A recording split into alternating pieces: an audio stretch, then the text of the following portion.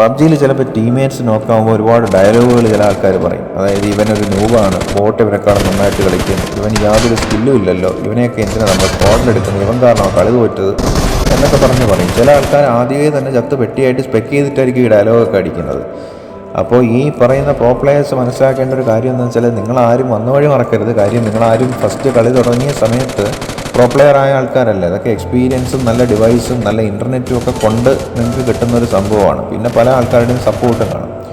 അപ്പോൾ നിങ്ങൾ മനസ്സിലാക്കേണ്ട ഒരു കാര്യം, നിങ്ങൾ ഈ നൂബെന്നും സ്കില്ലാത്ത പ്ലെയർ എന്നൊക്കെ പറയുന്ന ആൾ ചിലപ്പോൾ 30 FPS വെച്ച് വളരെ ലോ എൻഡ് ഡിവൈസിൽ മൊബൈൽ ഇൻ്റർനെറ്റിൽ over heating, battery drainage, touch responsive ഇല്ലാത്ത ഡിവൈസിലൊക്കെ കളിക്കുന്ന ആൾക്കാരായിരിക്കും. ഇവരുടെ കയ്യിൽ ഒരു നല്ല 120 FPS ലേറ്റസ്റ്റ് ഫോൺ കിട്ടിക്കഴിഞ്ഞാൽ ഇവരുടെ ഗെയിം പ്ലേ തന്നെ കംപ്ലീറ്റ്ലി ഡിഫറെൻ്റ് ആയിരിക്കും.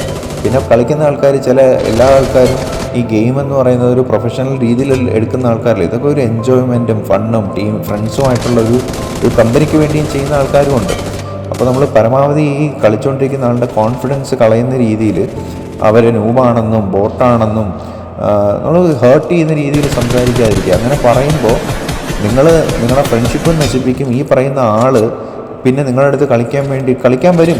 കാര്യം ഫ്രണ്ട്ഷിപ്പും ഒരു കമ്പനിയൊക്കെ ആലോചിച്ചിട്ട് പല ആൾക്കാരും വീണ്ടും വന്ന് കളിക്കും. പക്ഷേ എന്നാലും നിങ്ങൾ ആലോചിക്കേണ്ട ഒരു കാര്യം, എല്ലാവർക്കും ഒരു ഹൈ എൻഡ് ഡിവൈസും ഫൈബർ ഇൻ്റർനെറ്റും അഫോർഡ് ചെയ്യാൻ പറ്റിയെന്ന് വരത്തില്ല കേട്ടോ.